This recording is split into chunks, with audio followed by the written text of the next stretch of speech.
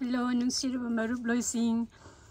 ngasi se aise lavender sise ko sigul aigi lavender pambi khara hori bako sise kakthat toine sise maton se kakthat laga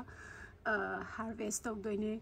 ado si lavender se ina so hana so ha so yam kanai ba sise imung da thambada ngoi kakthat laga ado market gi laigodi yam su tange sise ado especially sigi English lavender kangbu se sisni hen tangi ba ado inga si kakthatlani kakthatlaga imungda kanghandoi bako aduga kanghala kanga kanda maru se khitoga ko gi pouch macha macha da haptoi ba adu ngasi aisi kakthatlani aduga hayeng kanga kanda mo pouch ta ina packet to budo aduda amuksu yenghalake adu huzika asi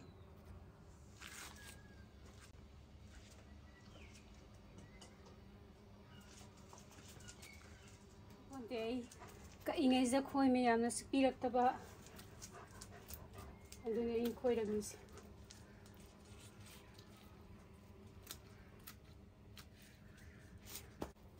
nuga pulap ekta kathalani kadom de ka skats khoi me yams na loire havene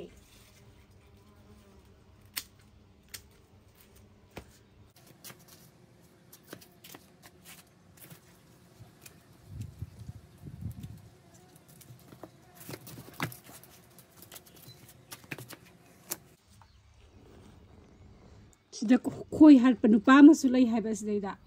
aji ho khoi jingo khoi jina se piata na mana ton da si bitari jesu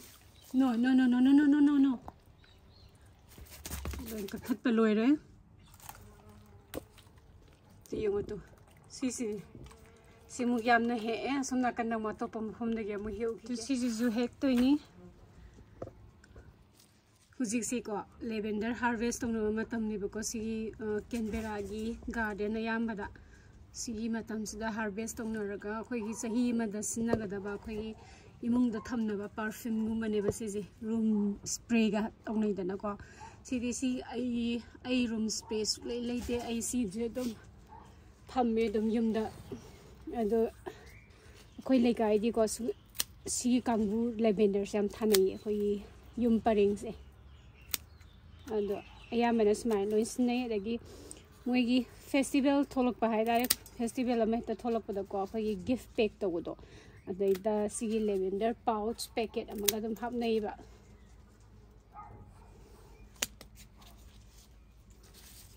phaza trengo sija manam su khunung siemni ngau zali phaza bada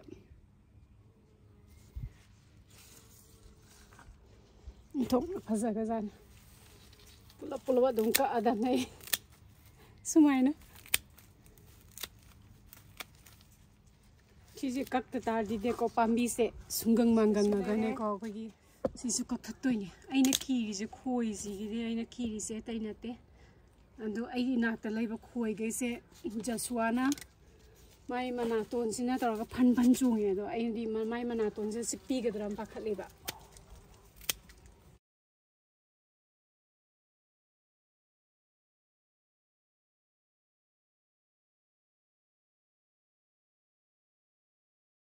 I get the point swipe si kaya pasana salamin yung kananom later state yung ito ay garden sa machugi kurak se kaya udi ngobo na yama ubane ando nga sidi siguma machu khara lairame ayuk sida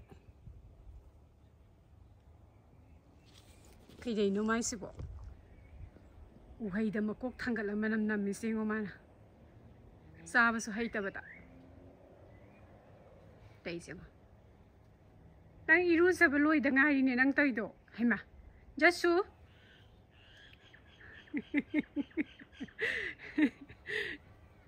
yam drengo sisni tu morning da sda pambi so bang lai ko sise I khara tawar rai kaino da ngasi ai matam lai tre tawna ba hek na ba ando asisiga mamang da gi ga hayeng Sunday gumba madam hek to ne ko ngasi gi di maning gi di yam da mina ai dum para adum ai dum ka thala ga loishalle adu yengo ai sigi basket so basine ndagi sigi basket masa sine si ani se harvest tawriba phasatra khupasa seo si se imungda ismai dum kanghandoi ne ba pusale imungda pusalaga smai dum si thumok sida dum thamdoi ne dum hek kangdri ba andu si se thambase manam junung sire andagi masa mathanda su dum kangjare si di lavender je nung sala thamba gi darka laite si manungda dum masa mathanda dum kangjallapane dum kiktok pa yadri ba khupasa se musige oh adagi sugumba gi sang se ani humamu lairi ba so mamang yum mamang dana khara yam hawe dui matam khara sang tu sida su thamme tu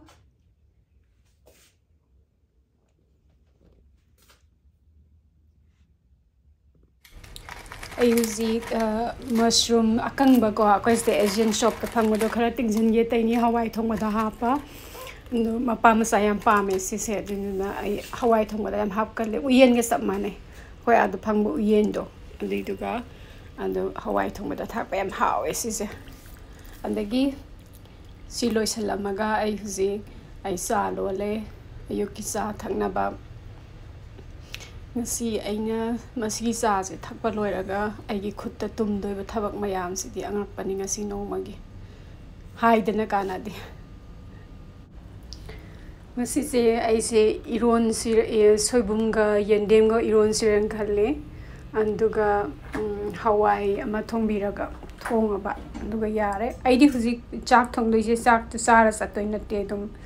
hurin hala sa doine do ahamda ai ngari lawthoge ngari se lawthoga hapna hawi ko matam leiradi lawraga hapa dum aina samjan manumita di dum lawdra su dum direct adum ngan sanba su dum yawe do lawthokpasna khara hawe ado aise khara yamna hen lawre kaino da khara extra aigi morok mena ba hayin gi khara su dum ai freeze da hostel laga thame manam se khunu simni ko singari lawai manam se anga pani haisna thamoi kai ge nung singari lawai manam se tokna nung siga jani he ngari nang si tokna nung si he de isingi tang hostel lani adaga sigi steel gi container masa se se ba khongkhom jalaga iron bada ngan bada dum hapsan doini adaida aisida alu khara hapani iron bagi alu se am saw bodu nati baby potatoes ha khang nei soida dum andagi yendem khara yendem chongok tangai ba yendem khara ina makani hekta tigure anduga yendem khara hape adagi aisida soibum hapi se ko Asian akhoi gi manipur gi soibum du nati Asian shop ki soibum ne do laitradi schematic adam chaning mani na ko ado khoi manam du di do haipel dum manai do house dum lai si su dum how te have nate andagi morok khara morok se sang mana dri se ai inkon da gi lokpam morok ne mamang sahi gi andagi ising kitang happy rani irombagi ai irombada ising yam hapte andagi ngasai ngari arobodo adu so hapani anduga makhum khumjalaga pressure cooker da ngahak sigi pressure cooker je phi kamba pressure cooker da na te de minute tara mo dum thongaga dum yare adagi sak su khara thonge sak se cup ahum se koi nungdang akoi nungdang na yam horen halaga loi sana doi ngak tani ko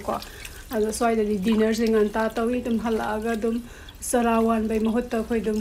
pung taruk adaida pung kharangan na dum khoi dinner dum sai ado sisna nga sinong magi ko adu konare dum mi ahum gi kap ahum mi ahum ando khoi loin sa bangam de ko ai kaino se Joshua se chak am pa mi ba ko ndo magi dog food to du na ma se penja de ba du magi su kitanga dum pi dum and I rice cooker da phatlang thong jalani athubi da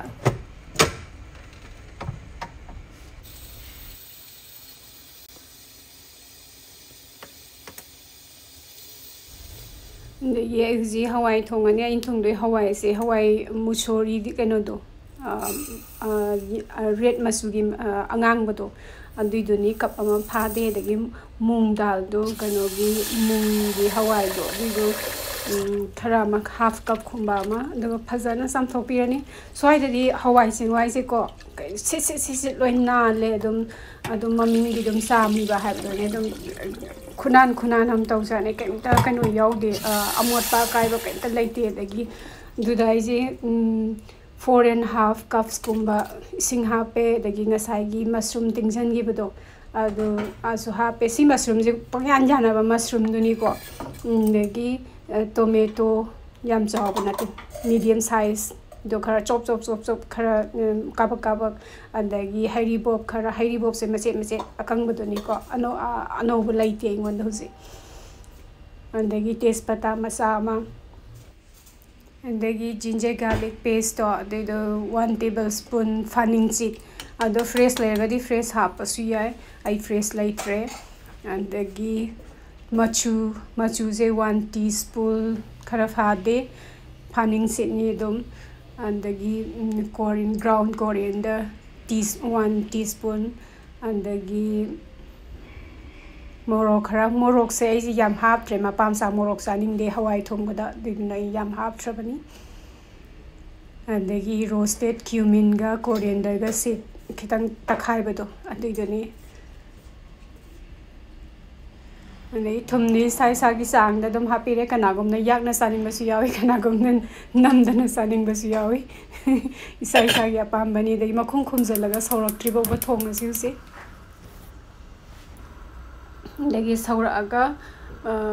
saura makhum hang to piraga hazana okhai birani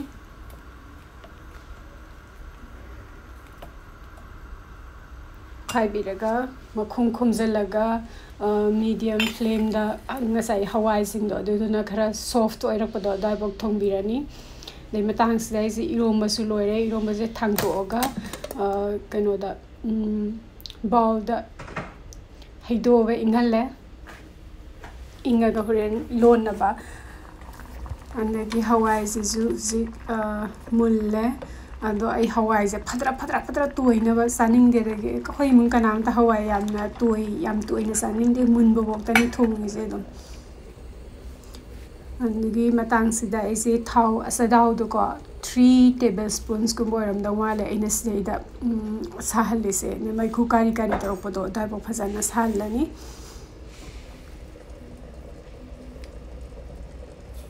duga 1 teaspoon kano cumin jira do adi do hapani lagi tilo medium size ki tangkhai ma slice toraga hapani alagi nakupi khara nakupi sin thau yam hawe nakupi yawde de khoi hawai thomon ta saning de khoi mun loi habit ora bani nakupi sabagi nakupi je kalenda aidi soiraga ba freezer da aidi store tawri nindam da sanaba duga sise khara brown masu oirakthri ba ngaurani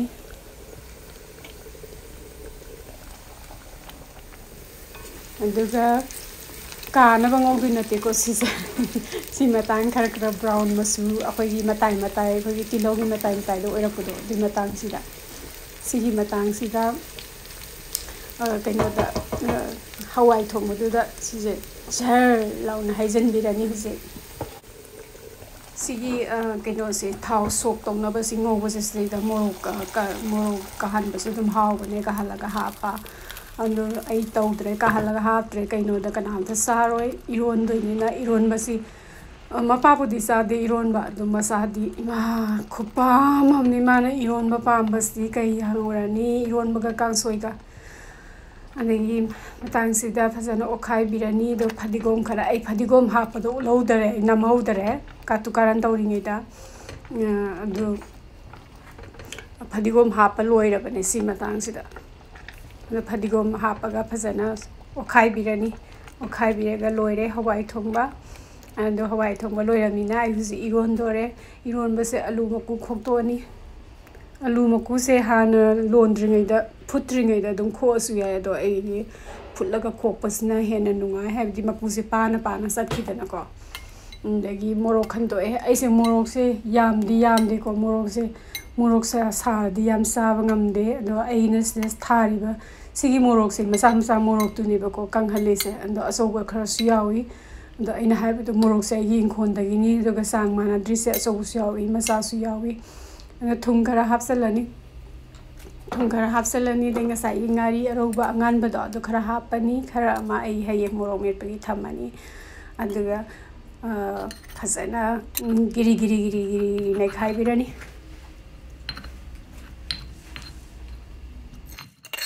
अंदगी अइसे इरोले इरोनबदो इकापक नमौद्रे अंदुगा मरोय मपांग खरा हापसले इरोम लोरगा